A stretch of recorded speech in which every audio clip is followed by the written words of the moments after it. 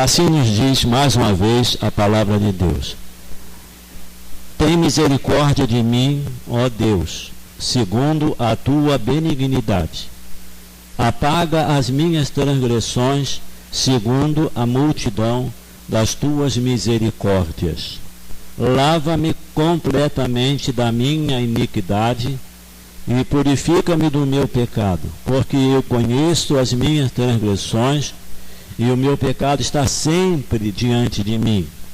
Contra ti somente pequei e fiz o que a teus olhos parece mal, para que sejas justificado quando falares e puro quando julgares. Eis que em iniquidade fui formado, e em pecado me concebeu minha mãe. Eis que amas a verdade no íntimo, e no oculto me fazes conhecer a sabedoria. O 7. Purifica-me com hisope e ficarei puro. Lava-me, ficarei mais alvo do que a neve. Faze-me ouvir júbilo e alegria, para que gozem os ossos que tu quebraste. Esconde a tua face dos meus pecados e apaga todas as minhas iniquidades. Cria em mim, ó Deus, um coração puro e renova em mim um espírito reto.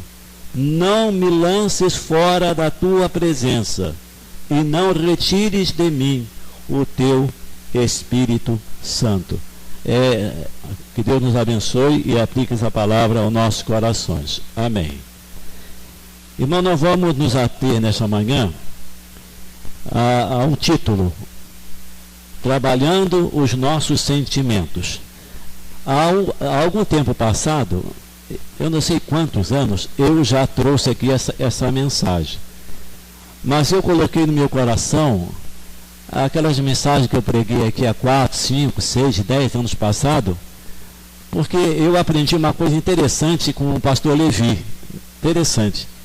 Ele disse o seguinte: aquilo que Deus nos dá não pode ser descartado, tem que ser guardado. Às vezes você prepara um sermão e você prega, rasga e joga no lixo. Se foi de Deus, você tem que armazenar isso, né? Você tem que arquivar, porque em outros tempos você pode abençoar outras vidas.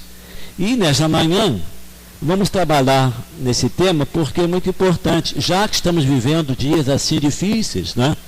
Davi estava vivendo um momento muito difícil, meus irmãos. A crise de Davi era muito grande. Davi estava vivendo um drama terrível. A sua consciência estava doída. Ele estava assim como que apagado espiritualmente. E ele agora levanta um clamor, pedindo a Deus forças para que ele pudesse superar aquele tempo difícil na vida dele.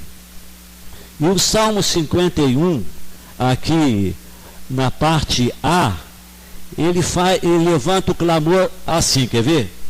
Tem misericórdia de mim. Olha bem, ele começa assim: tem misericórdia de mim.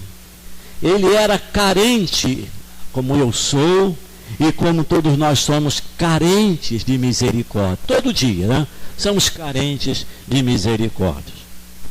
Vamos então pensar um pouquinho nessa manhã, trabalhando os nossos sentimentos. Irmão, nós somos gente, né? Nós somos pessoas com limitações, nós somos pessoas sujeitas a acertos e a erros.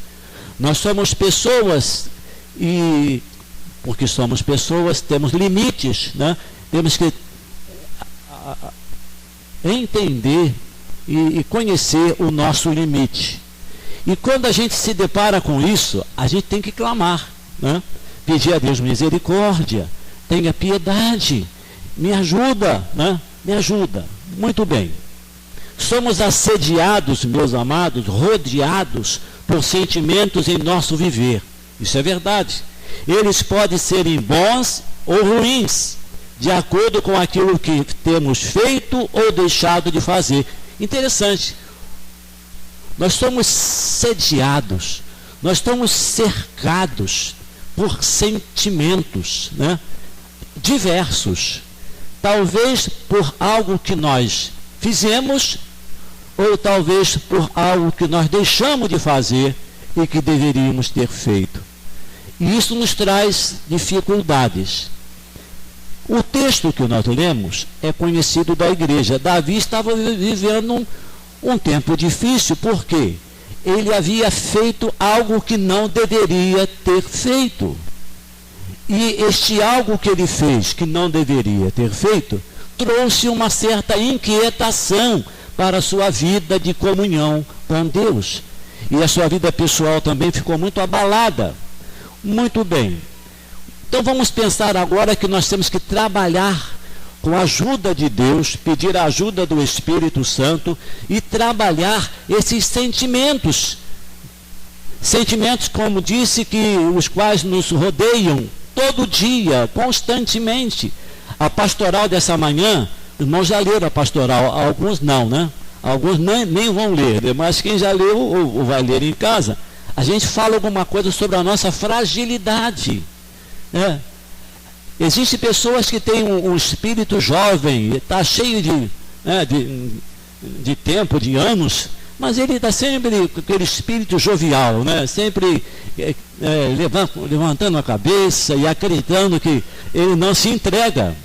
Mas, irmãos, não adianta. Ninguém vai driblar a velhice. Ela traz consequências. Ninguém vai driblar a morte física. Ela um dia acontece.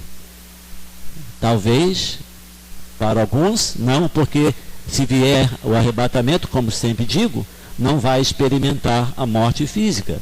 Mas, amados, vamos então pensar. O primeiro sentimento que aqui nós encontramos no texto é o sentimento de culpa e os seus resultados. Sentimentos de culpa. Será que eu estou sendo assediado ou tentado por sentimentos de culpa? É alguma coisa que eu fiz que não deveria ter feito, né? Então, esse sentimento de culpa, ele traz resultados. Eu tenho aqui uma relação de alguns resultados. Primeiro, perda da autoestima. Quando você é acometido pelo sentimento de culpa, um dos resultados será perda da autoestima. O que quer dizer isso? Nós passamos a não dar muito valor a nós mesmos. Nós passamos a não nos considerarmos a nós mesmos. Você passa a não dar valor a si mesmo. Sentimento de culpa faz isso. Você já estou a si mesmo, já aconteceu mesmo, né? E a coisa fica sendo deixada de lado, e isso não é bom. Nós temos que reagir a esse sentimento. Bem, quando você passa a não se valorizar a si mesmo, um outro resultado vem. Qual seria o próximo? Você não vai amar o seu próximo como ele deve ser amado. Se você ou eu não estamos nos cuidando, se nós não estamos nos importando conosco mesmo, eu vou me importar com o meu próximo? Eu vou sentir a dor do meu próximo? Eu vou me incomodar porque alguém está sofrendo? Se eu já tenho os meus problemas e eu não estou conseguindo superá-los? Amados, sentimento de culpa traz resultados.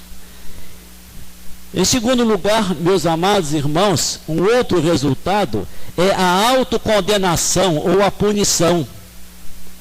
Quando a gente parte para nos autocondenarmos, é quase que como se fosse um suicídio. Você não se perdoa, você não consegue superar aquilo que aconteceu. Você agora é como se estivesse abrindo uma sepultura para você entrar nela. Esse sentimento de culpa é horrível, porque traz como consequência autocondenação e traz a punição a você mesmo. Então o que acontece aí? Você não libera perdão para você e para ninguém. É claro, quando você não consegue perdoar a você por alguma coisa que aconteceu, que não deveria acontecer, ou alguma coisa que você deveria fazer ou não fez, e você não se perdoa, como é que você vai perdoar o outro que te atingir? Como é que você vai perdoar a pessoa que te fez mal, se você fez mal a você e não perdoa você? Por que você vai agora ter que ter forças para perdoar o outro? Não tem. Não tem. O caos e fica aí formado. Você não libera perdão para você mesmo, porque e automaticamente você não libera perdão para ninguém. Porque quem não se auto-perdoa, quem leva essa consciência de culpa, esse sentimento de culpa, não vai ser feliz na sua vida de cada dia. Muito bem. Davi estava vivendo esse drama, meus irmãos. Ele pensou que o que ele fez ia ficar na moita, né? Ele pensou que o que ele fez ia ficar entre ele e Betsabá e o diabo que viu e mais alguém, por certo, lá da corte, né? Mas ele ficou como que angustiado. Depois que o profeta veio e disse: olha, você é o homem. Porque o profeta contou assim, né, fez uma parábola de certo viajante, né? Uma pessoa que chegou na casa dessa pessoa. Então, ao invés dele apanhar lá do seu rebanho um novilho bem gordo e fazer um banquete para a pessoa, ele foi e apanhou de uma pessoa que só tinha umzinho, né? E uma viúva, uma pessoa que só tinha aquele novilho ou aquela ovelhinha. E ele, bem, deixa o meu aqui, eu vou usar. Bem, foi isso que Davi fez. Davi tinha bastante mulheres. Davi era um homem rodeado de mulheres. Ele tinha muitas mulheres. E foi tocar numa mulher que aquele homem só tinha ela, né? Urias era o esposo de Betsabá. Betsabá amava Urias, tanto que ela, quando soube da morte de Urias, ela chorou. Ela ficou angustiada, porque o seu amado havia morrido. Sendo que ela não tomou conhecimento que foi o rei Davi que mandou Joabe colocar Urias no lugar de perigo para que ele morresse. Então, Urias morreu porque Joabe acatou a ordem do rei: coloque ele no lugar onde não há proteção. Eu vou matar esse camarada porque a mulher dele agora vai ficar comigo. Então essa coisa começou a assediar a mente de Davi. Davi ficou angustiado. Só que ele fez algo que muitas das vezes a gente não faz. Ele clamou. Olha só, o verso 1: tem misericórdia de mim, tenha compaixão de mim. De fato eu fiz algo que eu não deveria ter feito. E ele começou a falar um monte de coisa, a ponto de dizer: olha, não retire de mim a alegria, não tire de mim o teu Espírito Santo. Olha, eu não posso viver assim. Então, amados, sentimento de culpa traz resultados. Na palavra, a palavra de Deus diz, graças a Deus, em Romanos 8, capítulo 8, verso 1: agora nenhuma condenação existe para quem? Os que estão em Cristo Jesus. Se eu pensar, e eu penso, e eu sei que isto é verdade, eu preciso me pedir força a este Senhor que me libertou para me tirar dessa situação de autopunição. Nenhuma condenação há. É verdade que eu tenho que reconhecer, é verdade que eu tenho que clamar, é verdade que eu tenho que acreditar que Deus me perdoa, me ama e me quer, e Ele vai me ajudar. Então, amados, com esta porção no coração, eu vou vencendo, eu clamo, eu errei, ou eu fiz algo, ou eu não fiz o que deveria fazer, e eu vou então me acertando comigo mesmo, com a minha consciência, e vou me acertar com os meus sentimentos, e vou estar bem com o meu Deus, e vou estar bem com o meu próximo. Uma outra Um outro resultado, meus irmãos, com respeito a esse sentimento de culpa, é a autorrejeição. Olha, já falamos aqui, autocondenação, a perda de estima, a autocondenação e a autorrejeição. Eu rejeito a mim mesmo. E quando eu me rejeito a mim mesmo, eu começo agora a não dar bola para a vida. Eu começo a não me cuidar. Eu começo a não me tratar. Eu começo a não tomar o meu remédio tenho que tomar, porque é uma regra da medicina que toma o remédio direitinho, que você vai ficar bem. Eu começo a não levar a sério esse negócio. Tem pessoas que passam a se desleixar, não toma mais banho, ou não se importa se a roupa está suja ou se está limpa. Então a sua vida fica assim, ele se autorrejeita. Eu não me quero mais, eu não gosto mais de mim. E quando isso acontece, meus irmãos, é uma tragédia.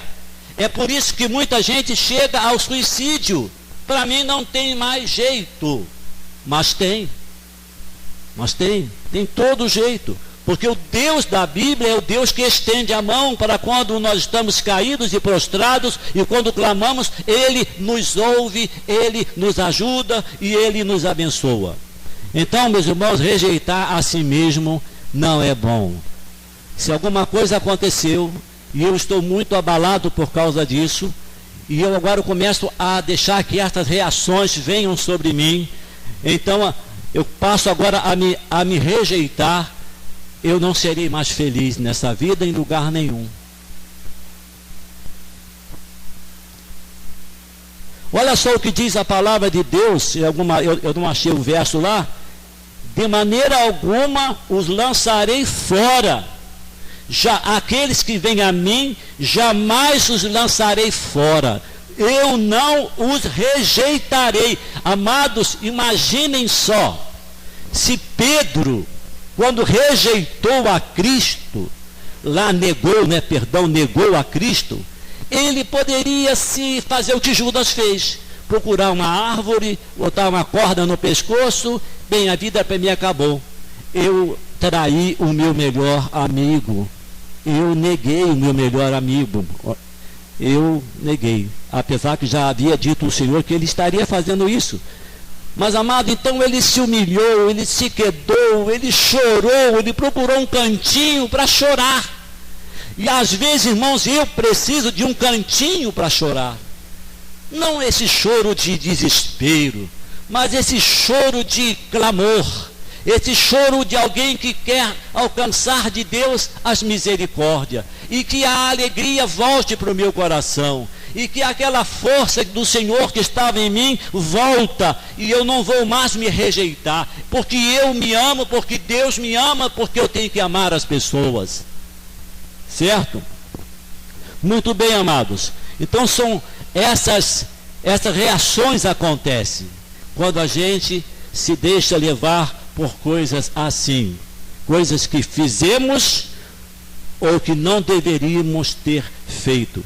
O sentimento de culpa, o sentimento da autocondenação e o sentimento da autorrejeição.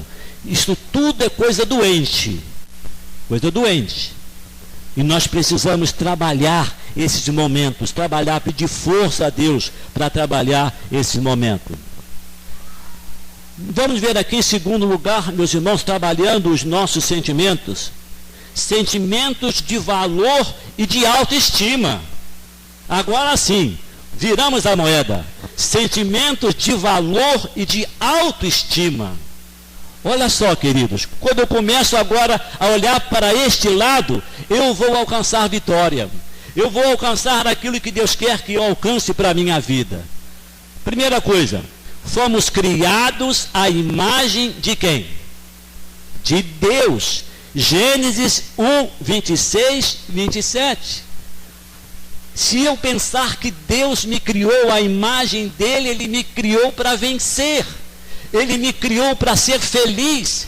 Ele me criou para superar situações. Meus amados irmãos, existe algo dentro de nós muito forte e maravilhoso quando nós nos colocamos, como Davi se colocou, humildemente na presença do Senhor, porque fomos criados à imagem de Deus. Uma outra coisa que está aqui dentro do contexto, nós somos a coroa da criação. Olha bem, Deus criou, e depois, imagine agora, Ele coloca uma coroa sobre a sua criação. E quem é essa coroa? O homem. Deus nos colocou como coroa da criação, porque Ele fez tudo, haja e haja.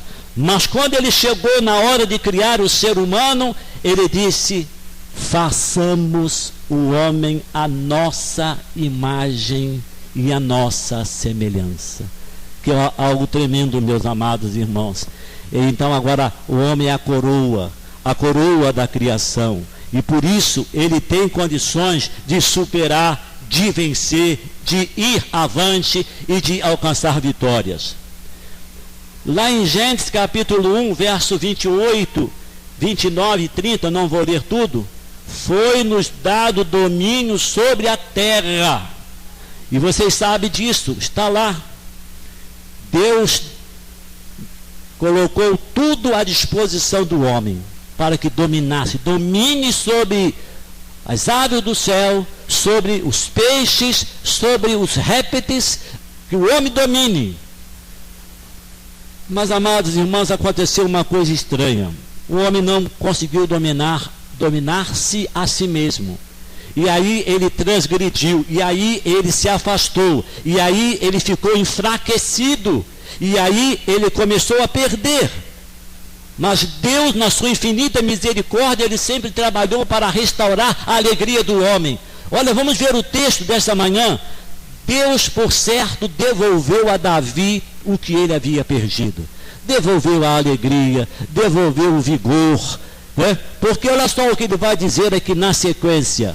Depois que eu li aqui, eu li até o verso 11, mas o 12, ele disse assim: torna a dar-me a alegria da tua salvação, sustene com o espírito voluntário, aí então ensinarei os transgressores os seus caminhos, e os pecadores se converterão a ti. Olha um homem aí pronto para trabalhar, olha um homem se colocando agora de pé. Faça isso, e eu vou fazer a tua obra, né? E eu vou ser bênção nas tuas mãos. Amados, em 1 Pedro 1, 18 e 19 está escrito: fomos redimidos do pecado pela morte de quem? Do apóstolo Paulo, do apóstolo Pedro ou de João?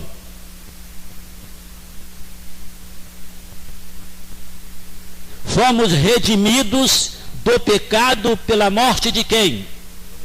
A morte de Cristo.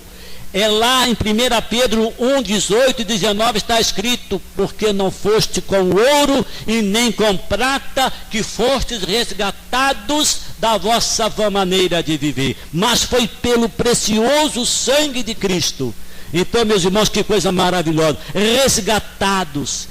O preço foi o sangue de Cristo. Então, amados, fomos redimidos, fomos restaurados, e Ele quer nos ver assim, redimidos, restaurados, vencedores, para a honra e glória do nome dEle. Em Efésios 2, 22 também, trabalhando esses momentos difíceis da nossa vida, agora do outro lado, para superar, somos morada do Espírito Santo.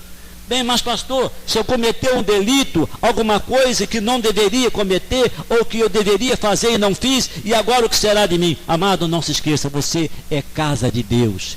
O que você vai sentir é tristeza pelo que você fez. Você vai sentir vontade de chorar. Você vai sentir vontade de pedir perdão. Porque o Espírito Santo que mora em você e mora em mim, vai te constranger a procurar um lugarzinho e dizer como Davi: tenha misericórdia. Tenha misericórdia, Senhor, segura na minha mão, Senhor, eu errei, Senhor, me ajuda, porque nós estamos de morada. Então nós não temos que carregar esse peso, né, de perder a autoestima, de ficar em confusão e desânimo. Nós temos que sentir: sou morada de Deus, fui comprado com sangue de Cristo, sou a coroa da criação, fui criado à imagem e semelhança de Deus, eu fui criado para vencer, e Cristo me dá condições de vencer, porque agora Ele coloca em mim o Espírito dele, e eu sou forte não por mim mesmo, mas o Espírito do Senhor em mim me faz superar, me faz vencer,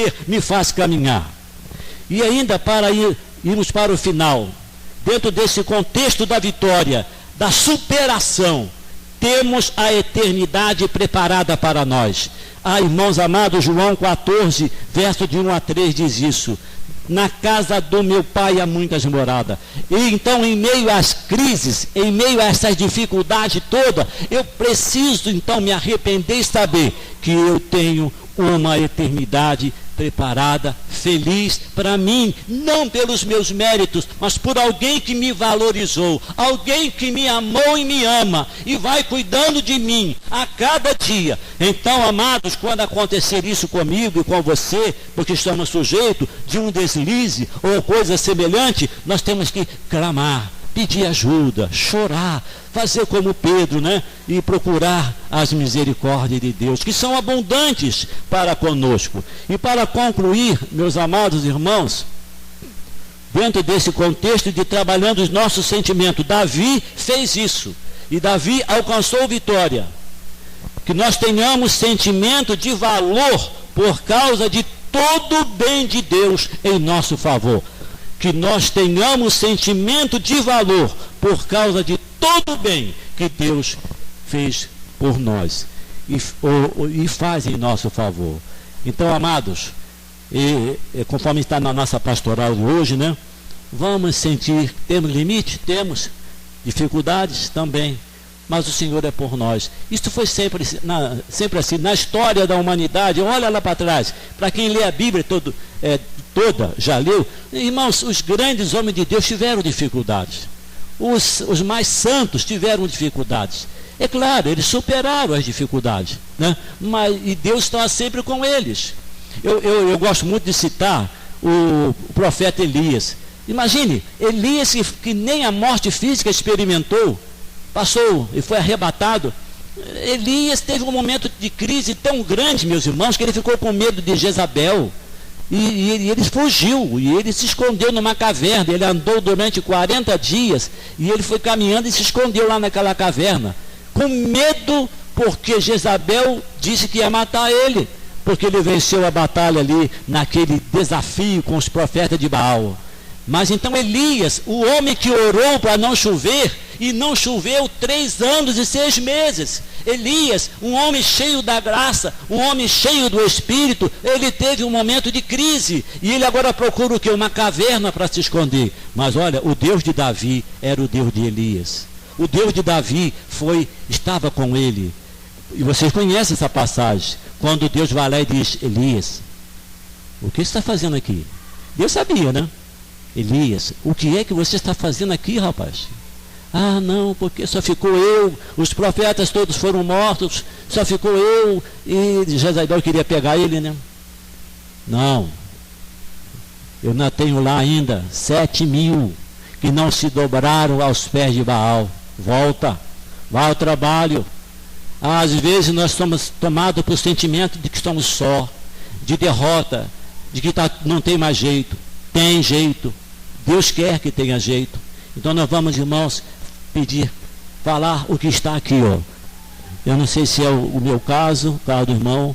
Tem misericórdia de mim, me ajuda para que eu tenha alegria, para que eu possa superar, para que eu possa, no dizer de hoje, dar a volta por cima, né? No dizer de hoje, sacudir a poeira e ir avante. Nós precisamos ir avante, não nos prostrarmos, porque a vontade do inimigo é me ver caído, desvalorizado, entristecido, vencido, desanimado. Mas o nosso Deus, ele diz: tem bom ânimo, né? Foi o que ele disse lá para Josué, capítulo 1, verso 9: tem bom ânimo, esforça-te, faz força, que eu vou te ajudar. E foi E Deus foi com Josué, e Deus foi com os servos dele do passado, e Deus é conosco também hoje, em meio a tantas crises, a tantos altos e baixos. Mas, irmãos, a vitória é nossa através do amor de Deus e através do sangue do Cordeiro que foi derramado na cruz do Calvário. E que Ele nos abençoe. Amém. Então vamos encerrar.